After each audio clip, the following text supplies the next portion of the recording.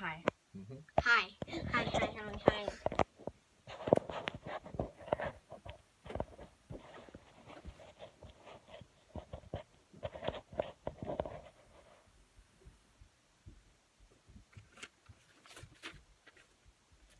There are so many problems that exist in today's world, making it nearly impossible to solve them all. But what we can do is educate ourselves in hopes that we can better understand the problems.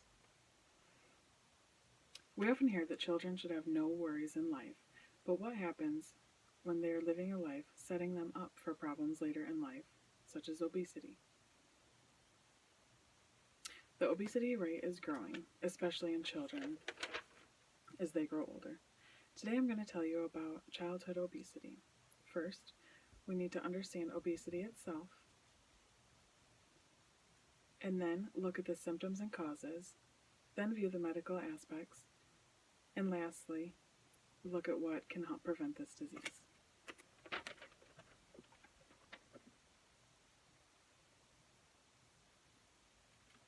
What is obesity?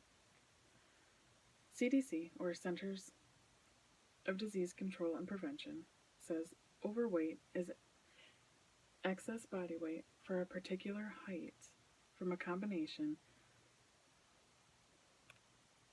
of factors including fat, muscle, bone, and water.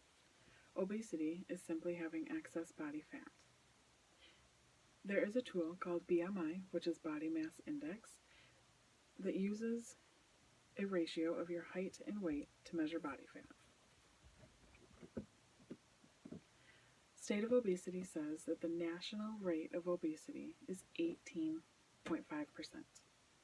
United States is affecting more than 30% of childhood obesity. Now, this can be broken up into different age groups. The first one being ages 2 to 5, and that is affecting 13.9%.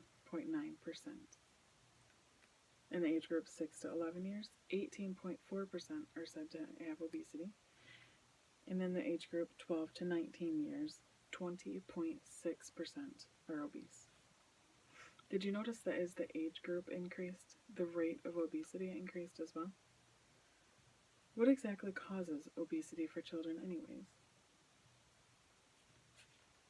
First of all, little to no physical activity, or having too much screen time, like TV or electronics. Their diet, allowing too much sugar, such as candy, pop, sugar, stuff like that. And also genetics. Kids with family members who are obese are more likely to suffer from weight abnormalities as they grow older. William Cochran from Obesity Action Coalition says the risk of an obese 5-year-old remains obese as an adult is 50%.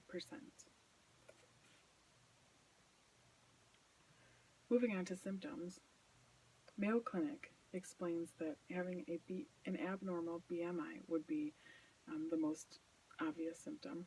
And to find out the abnormal BMI would mainly be from the pediatrician or doctor using growth charts. And after they find out that there's an abnormal BMI, they may order additional testing.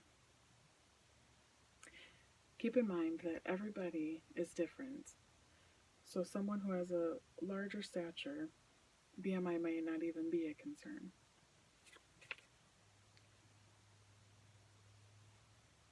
Obesity doesn't sound like a big deal, but let me tell you about the medical side and also see what can help lower the risk of obesity for these children.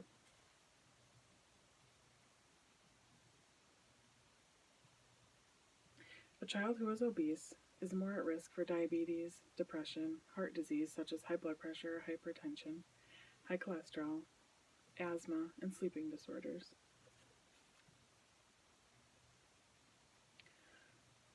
What we can do to help prevent childhood obesity or these medical issues is preventing obesity to start. Number one is lifestyle. Try to have as many homemade meals as you can instead of fast food or instead of eating out. And eating as a family can also help. Number two is nutrition. Food Pyramid and Choose My Plate have special recommendations for fruits, vegetables, proteins, dairy. Also keep in mind portion sizes. Number 3 would be physical activity. Encourage that daily and limit the TV time. In conclusion, childhood obesity has been a problem and is becoming an even bigger problem. The older the children get, the higher the risk. Now that we have defined obesity, we can better understand the symptoms and causes and know what problems it can cause later in life, and also know how to prevent this disease.